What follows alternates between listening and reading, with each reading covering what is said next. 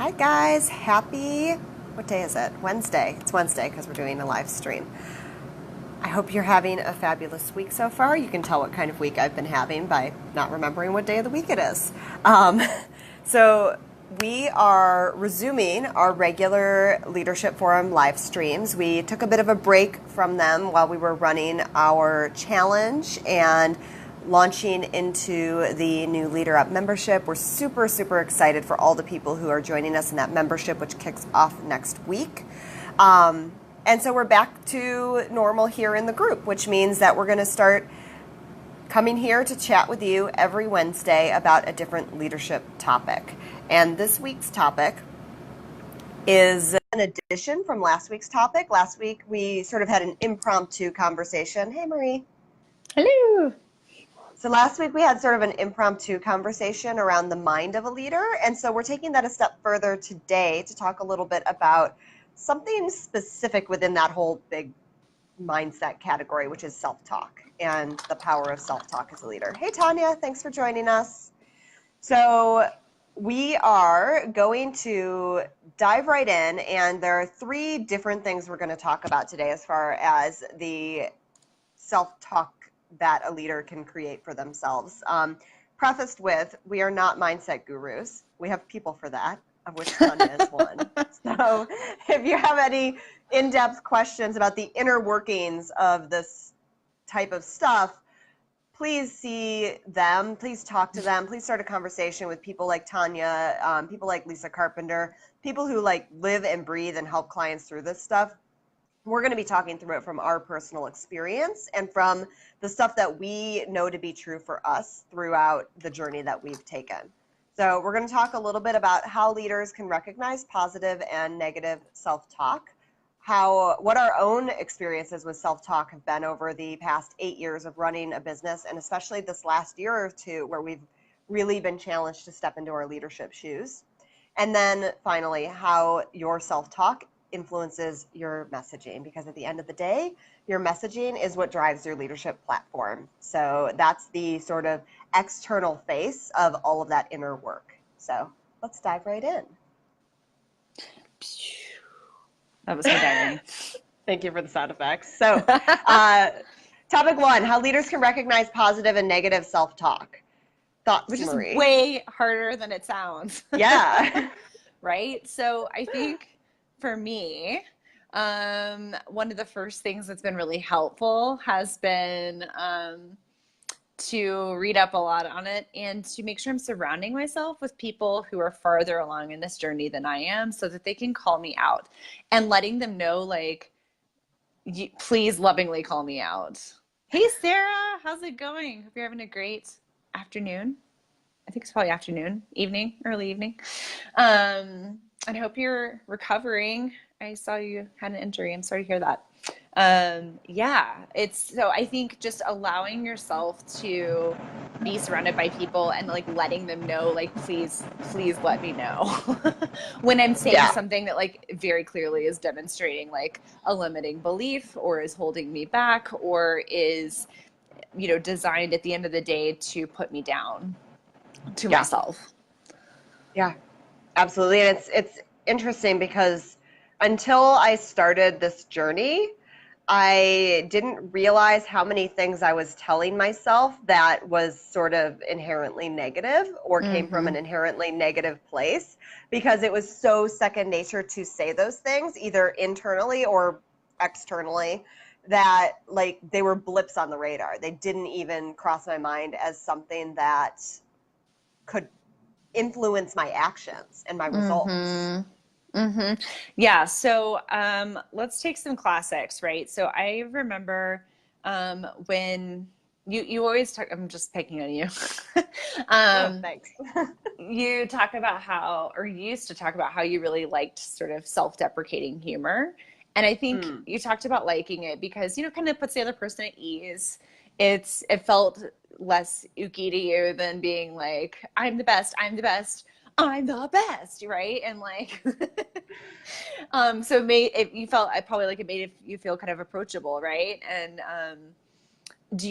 so I've heard that, definitely like self-deprecating humor is totally negative self-talk if we, especially Mm-hmm. if we allow it to like infiltrate. But I think that's part of the point of this, right? Is that like self-talk infiltrates whether we have the intention of it to do that, for it to do that or Yeah. not.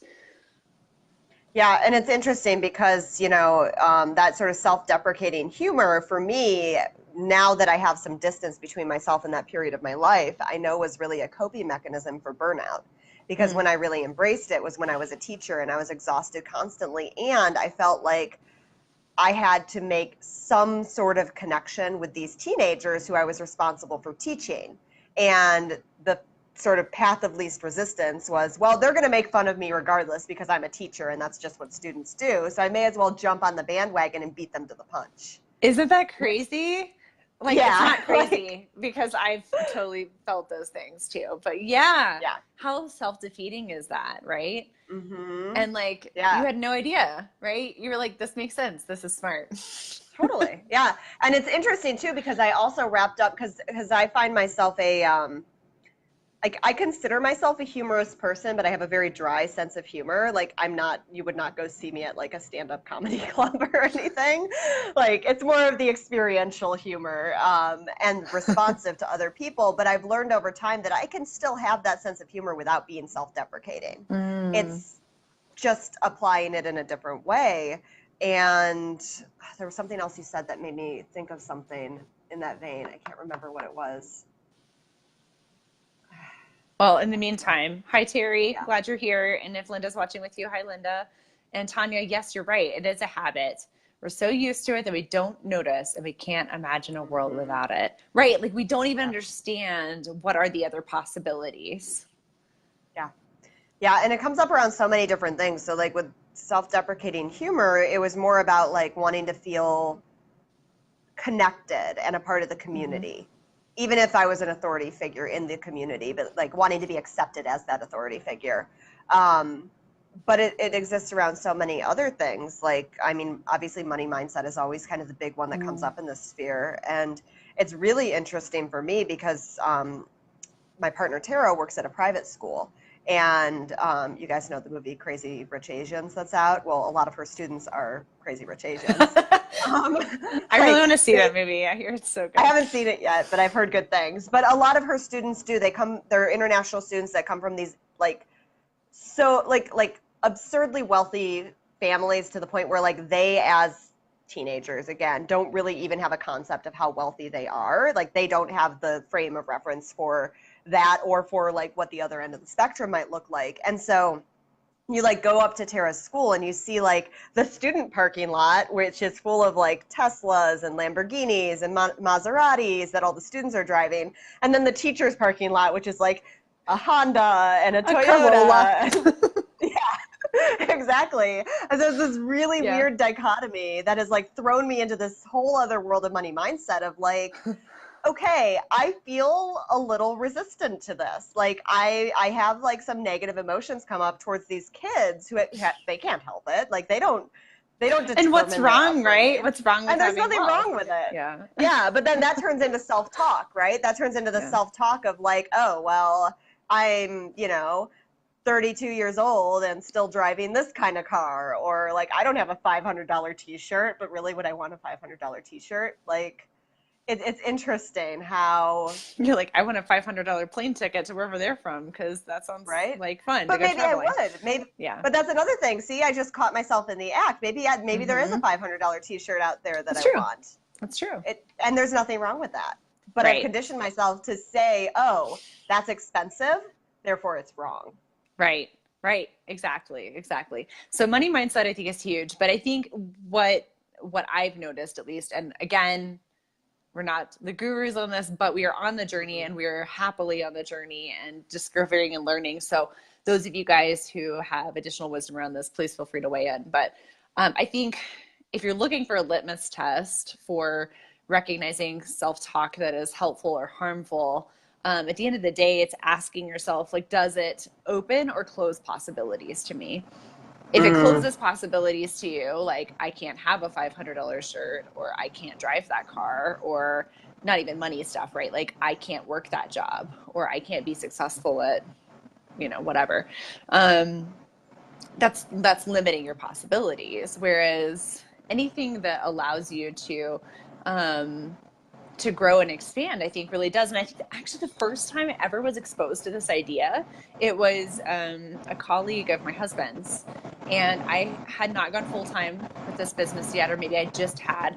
We had no mentorship or support in this community. We hadn't found online entrepreneurship yet. We were all still just like working word of mouth, just projects with people that we knew already. And so like I hadn't been exposed to any of those. I was literally just like sitting there turning out grants. And so I went to the Christmas party with Josh for his company and hanging out with this guy who you actually just met. This is Anthony. So shout out to Anthony if you're ever watching this. And I said something like, "Oh, I'm not." We were just chatting about something, and I said something like, "I'm not good at blah blah blah something," and he goes, "No, don't say that. Say I am improving." Da da da. And I was like, what? And he was like, yeah, because even just the act of saying I'm not good at something, it labels you as not good at that. Whereas like in actuality, you could be good at that. You just haven't put in the time or energy. And I was like, you're actually crazy. Like that was like I didn't say that to him, but that was like my thought, right? Because I never imagined that what I said could impact how I behaved and the decisions I made and the limits I put on myself. And I think that's the key. Mm-hmm. Yeah, totally. It's like adding the word yet at the end. That was the one that we always told our students to do, was say, oh, I'm not good at math yet. Like just take one word to flip it into now it's like a challenge almost. Right. So I think that's like step one, potentially baby step one, but baby step two is like, I'm a student of math. I enjoy math. I like learning math. And like, that's that whole, like, this is like next level stuff, right? Where you're like speaking from the vision rather than towards the vision. Like, I'm not good at math yet is speaking towards the vision. And it's probably better than just saying like, I stink at this. I suck at math. Yeah. Right. But it's definitely not speaking from the vision, which is like, I'm a mathematician extraordinaire who happens to be making D's in math class. But like, right, but that's okay, because like when you set that intention, and you say these things, how much easier is it for you to follow through and for it to become reality? And that's interesting. And I think that goes into our second point, which is our experiences, because I think this is an experience that everyone has had. I know we have, which is that you aren't always ready to speak from the vision yet. It takes a while to you have to be in the right frame of mind to even accept that as reality and not be like you were initially and be like, are you a crazy person? Like, you have to kind of get to that I didn't know point. what it meant. So there are sort of stepping stones along the way. And some people just jump the whole river and they're like, I'm there. I'm going to, speak from the vision. I'm going to embrace this mindset. Other people, they need to take the stepping stones and work their way up to that. And I think that's kind of been our journey is, little baby steps as opposed to just a huge leap. Little skeptics that we are. Yes.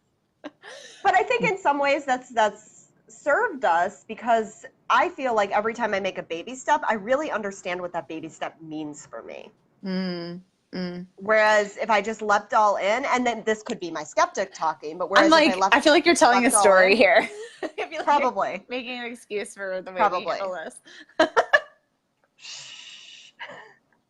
So what do you think about our experiences, Marie? I'm going to shut up. I definitely think it's been a series of encountering like onion layers of limiting beliefs and limiting stories. And at the surface level, those stories are just things like what I say doesn't impact my behavior or my life. Deeper in, it's fundamentals about who we are, right? And I think for me personally, a lot of this has been tied up in my sort of journey through being diagnosed with depression. This is recent, like this was this year, I think it was early this year.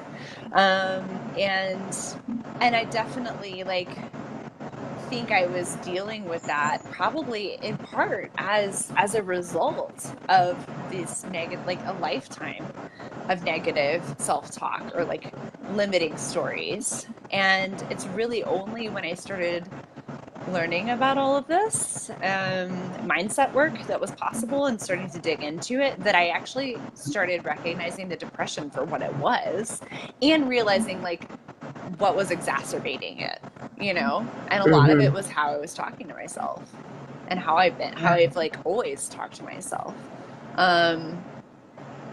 No idea. I'm not saying that that's necessarily a cause for depression, but it definitely wasn't helping the situation, right?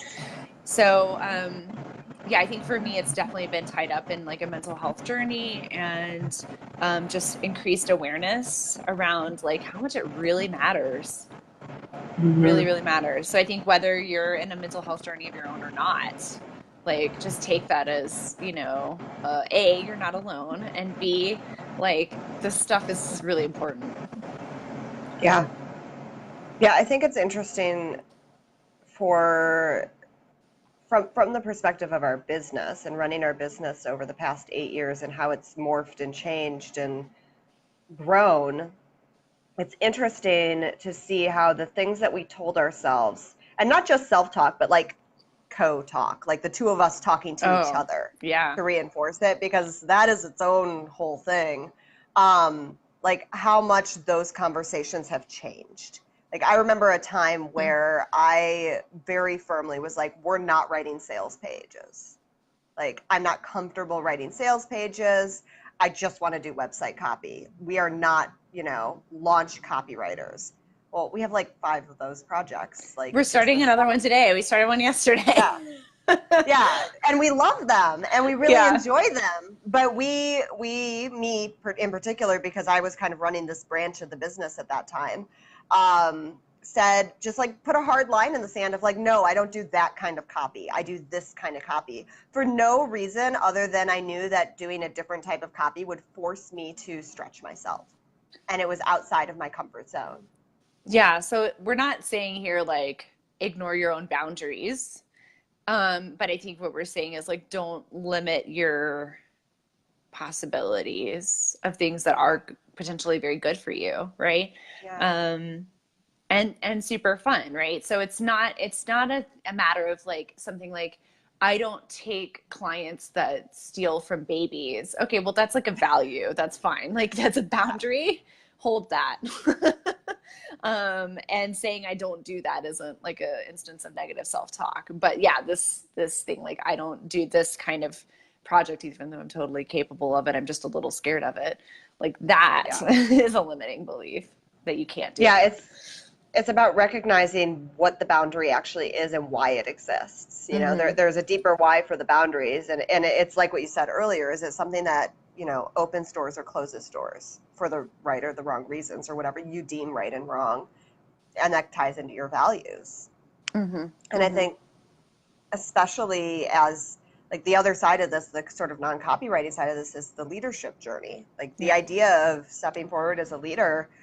We've had conversations with a lot of you guys, and we've had this journey ourselves where that label is a very intimidating label sometimes, especially when you first step into it, because of the things that we make it mean, which Lisa talked about a little bit last week. Yes. And if you haven't watched that live stream, I recommend you go and find it. We'll link to it in the comments because she has some amazing insights into why we make leadership mean what we make it mean and why it becomes such a scary thing for us. And I think it's largely linked to the way we self-talk in reaction to other people we see who we identify as, oh, that's a leader. Yeah. Yeah. So I think anytime we see like imposter syndrome rearing its head, there's sort of these litmus tests, right, that we can take. And that's definitely where we can recognize what are we saying to ourselves? What stories are we disseminating in our own life and to people around us? And I think here's the other piece of it too, right? And you touched on this a little bit, which is we have to be so careful with the people that we surround ourselves with and that we share this stuff with. Yes. So I think it was a year and a half ago, Lisa was like, you guys are codependent. And you're like, I don't know what that means outside of like a dysfunctional relationship with like a, you know, significant other. But I think a lot of it was because we would just egg each other on into this like, I can't do Mm-hmm. anything without you. Like it was unhealthy. Um, and now, you know, we still talk just as much and we love working together just as much. And we also have given ourselves permit or each other permission to like call us out and like be on the lookout for this. So like you did it Mm-hmm. earlier today. I can't remember what it was. I said something and you were like, oh, that's what it was. It was PayPal fees. I was like, PayPal makes so much money. They make so much more money than us. Like they should just lay off because we're not making anything compared to them. And she's like, like you're doing the Like, thing. yeah. Like, no, we're happy to pay PayPal fees because if we're paying Yes. PayPal fees, that means we're getting paid. Right. And so Jesse helped me like reform that. So I think, you know, like the people we surround ourselves with, it's so important. And if they're not like equipped or like they haven't dug into this at all, like, cool, it's on you to teach it. And as Jesse could tell you, when you're able to teach something to somebody, that means that you have a high level of understanding and comprehension of it.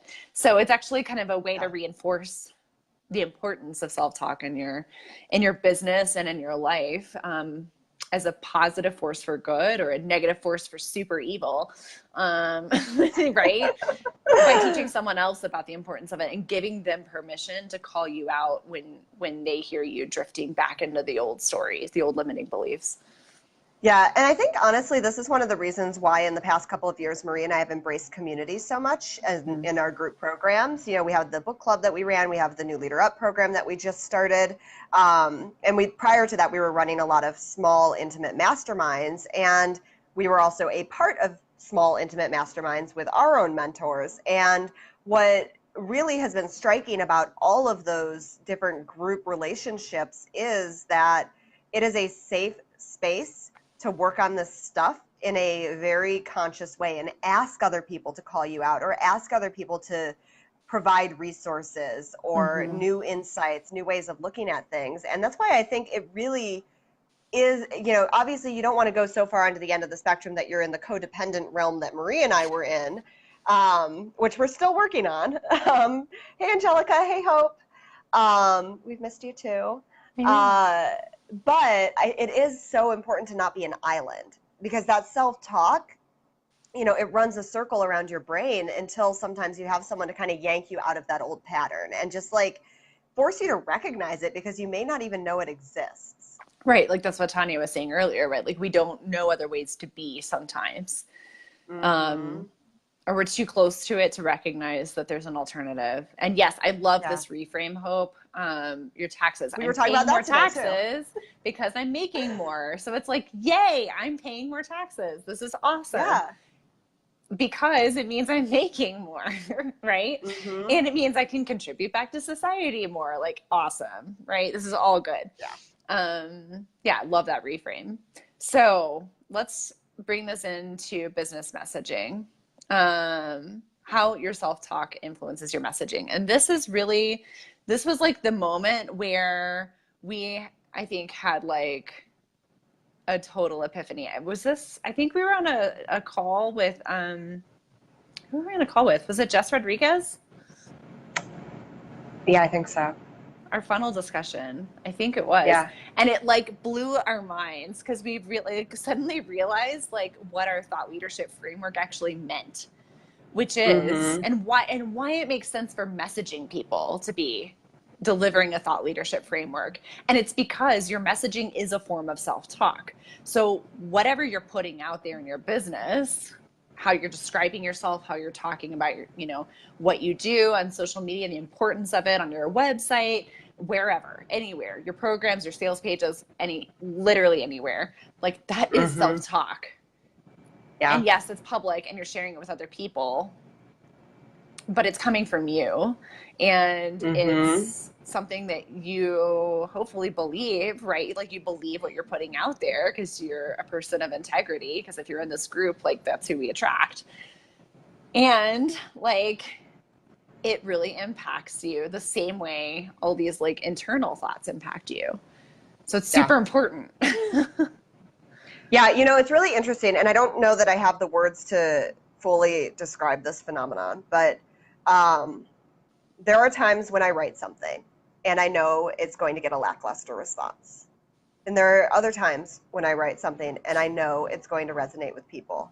And the two things that I write could actually be the identical word wise, but you can feel the truth behind it. And and I don't know if it's just some like intuitive thing about the energy that I'm putting into the writing when I do it, but like it's like you can tell when the self-talk that you're putting out there through your messaging is on point. And you can tell when it's something that is like either something that doesn't sit right with you or something that you haven't fully stepped into yet. Like you can feel that resistance. And the resistance isn't always a bad thing because it could be that moment of like stepping a little outside of your comfort zone to create the new normal. So it's not that resistance is bad, but it's interesting to just take note of it when you're embracing this sort of messaging driven leadership, because the only way to really get your leadership platform out there is to get your message out there. And so that does require being very conscious, not just of the words you say and the way you say them, but what you're putting into those words. Yeah. And so asking yourself, like, maybe what would it take for me to believe these words? Yeah. Allowing yourself some like reflection time before you hit post on it so that you feel like you're putting it out there at a different place of energy. And there were some questions that Tanya, you posted. Here they are. Oh my gosh, this stuff is so good. Did you guys see the post that Tanya made yesterday morning? We'll link to it. Oh my gosh, so good. But it's 3 questions to think about turning destructive inner conversations into constructive ones. And I think this is totally true also for your messaging in your business. So if you don't mind, Tanya, I'm going to mention these 3 questions. And she talks about them more. So yes, we will link to this, but it's so good. How would I tell this to someone else? Right? Because like sometimes we're like, well, we are our own worst critic a lot of the time. And so we tend to be harsher. Number 2, would I let anyone else talk to me like this? That's good, right? Especially for a boundaried person. And number 3, and I think this one is like a lot of people are like, this is like, oh my gosh, I don't even think about this. What am I getting from this? So like, what is the goal of our behavior, right? And that's really good. So I think especially that last one, the business messaging question is so on. Like, what am I getting from talking about myself or my business in this way? Right. I just put the link. Good. It's absurdly long, but I put the link in for those of you who want to take a peek at it. But yeah, I mean, it's so good because I think when we're doing it automatically, we don't think about those things.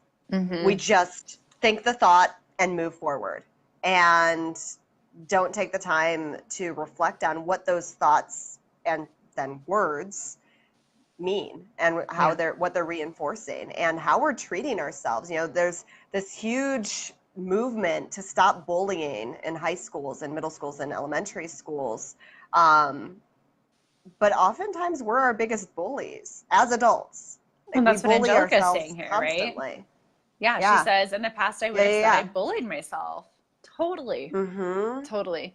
And I think at the end of the day too, like if that's the way we're treating ourselves, especially in our business messaging, we're putting ourselves down, we're sort of allowing these limiting beliefs and stories to be a part of what we do, how we talk about our services, how we talk about how we work, and we're not really allowing ourselves to stand forward as like the freaking miracle of awesomeness that we are as a living, breathing human being. Who's going to want to work with us too, right? And then it becomes this circle. Like, who's going to want to work with me?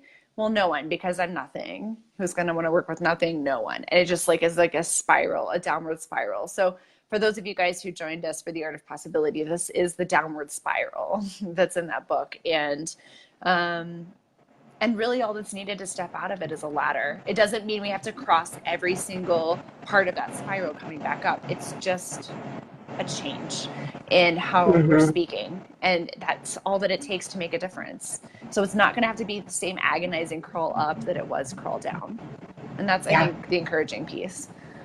Hmm. Absolutely. So I think there are a few things that we can do practically to work on our self-talk. I think one is to just practice awareness. And those three questions that Tanya put up, that can be like your introduction to awareness. Like if you catch yourself saying something, then ask those three questions.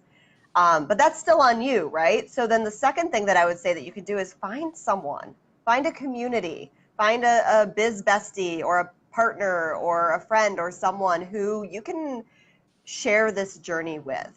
And it doesn't have to be the same journey for everything. Like Marie said earlier, we constantly are now in a position where we can call each other out on our stories and our mindset things. We've built that habit, which was not easy because we had to reverse the codependency habit. But it's also not the only source of mindset support we have. So we talked to Tanya, we talked to Lisa Carpenter. I'm rereading You're a Badass at Making Money. I actually just started rereading it, and I'm reading it with Tara so that we can go through the journal prompts together and just like be on this journey together to see what different things come up and what conversations can get started. And I think the more we take this internal self-talk and have external conversations about it, the more we'll be able to unveil things that we may not have otherwise seen. Absolutely. Um, yeah, I think surrounding yourself with people who maybe are a little farther along on the journey or willing to step into it with you, that's key. Um, and yeah, I think if they are willing to step into it with you, again, that's an opportunity for you to step into the role of a teacher. Um, Mm-hmm.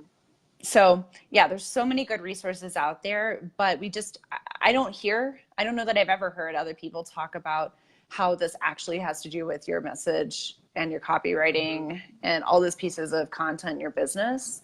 So bear in mind, stuff is connected and this stuff is operating under the Yeah. same principles.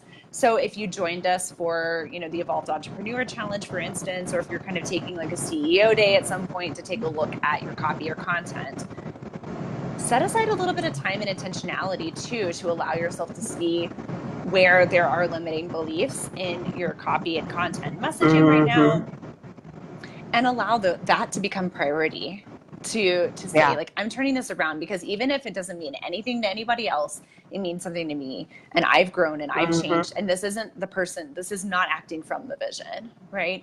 So Yeah. yeah, give yourself some space and time for that. So, hey, in the US, at least we've got a holiday weekend coming up.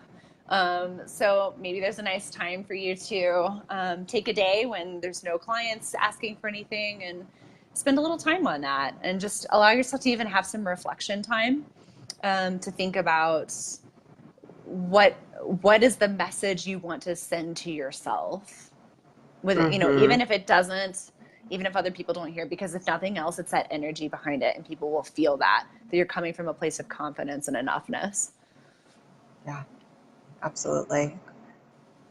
I love that, Tanya. Yeah, success is scary. That's why it's so amazing to embrace it. It makes me think of something Todd Herman said at the 90-day year event is people aren't actually afraid of success. You hear that a lot, that like people are afraid of failure and afraid of success. It's not the success they're afraid of. It's the responsibility that comes with the success. Hmm. People are afraid of responsibility. They're afraid of what success means. They're afraid of, not living up to what they've made success mean in their minds and letting people down essentially. And whatever version of that has been wrapped up in the definition of success for that person through their self-talk, Hmm. which I think is really an interesting reframe, because a lot of times it's hard to wrap your head around, oh, I'm not afraid of success. Why would I be afraid of success? Like, but it makes sense, at least to me, when you put it in that mind of like, oh, but I am afraid of letting people down. I am afraid of hurting people. I am afraid of not meeting expectations. And all of those things, you get more opportunities for that to happen if you're exposed to more people and things like that. So it's about Mm-hmm. reframing kind of the underlying things. Totally. Scott Terry's, who told us that success is scary. Shoot him. Right? But like there was the part in this is all going into book club books right now, but this is the book that our last month of the Intentional Leaders book club is working on right now. You're a Badass, and there's this whole list of like How many times has somebody told you, you know, like, I found my dream job and it's in Zimbabwe and I'm leaving next month. And everyone's like, instead of being like, yay, everyone's like, don't do that. And they like, right, like rise up in fear. And it's, I think it's all tied to this, right? So like also bear in mind, like when are our own fears and our own limiting beliefs coming out to other people when they're standing in a place of like, they're thrilled, right? Because they're on the precipice of that success, or they're on the precipice of that vision they've been creating for themselves. Yeah. It's important. All right, let me make sure we didn't miss any comments here. Yes, it's one that I can't see the full of because Facebook is crazy, but it says, I love that you're talking about making it a priority. It being, you know, reflection, upgrading that messaging and reflection, both of those pieces. Yeah. Reflection doesn't just happen. We make it happen by intentionally making time for it. Yeah. And I think that's a piece a lot of people miss because let's be honest, a lot of us are doers and we want to just like make the plan and do the things and get the plan done, check the boxes, and then move on to the next thing. But one of those boxes is reflection, which is often the hardest thing because it means you have to like sit with yourself and be honest with yourself and maybe ask people uncomfortable questions about the way that you show up in the world, especially people who know you very intimately. And a lot of times we want to skip that step. Totally. Okay, but you have your homework now, which is taking a look at your business messaging and seeing where the negative self-talk has crept into that and allowing that to become a priority, upgrade, and update for you. So report back. Let us know what you find. We actually just were saying today, we really need like an internal retreat so that we can do some of that too, right? Because it's been a while since we've taken a look at like our website and our opt-ins and our sequences and all that stuff. Like we need to take a little time and make sure that it actually reflects where we are right now in our mindset journey, as well as, of course, the other pieces of our business. So allow that to be a consideration for you guys as well. Yeah, and if you are joining us in the Leader Up community, know that we can continue to support you on this conversation, as can Tanya. So if you have any additional thoughts that pop up over the course of, you know, the next month, the membership officially kicks off next Tuesday, the 4th. But the group is already open. So if you have anything that you want to bring to an even smaller container, a closed group behind, you know, those closed doors, you know, that space is available to you as well to talk through these things, which never really end. They just change form. You know, it's an ongoing journey. Exactly. Well, thank you guys for being here today. I hope you all have an awesome rest of your week. And I hope that this was a lesson that somebody needed to be reminded of and hear. And I know if nothing else, it's been really good for us to express this and express the importance of it. And it's always a good reminder. Absolutely. All right. Have a great week, guys.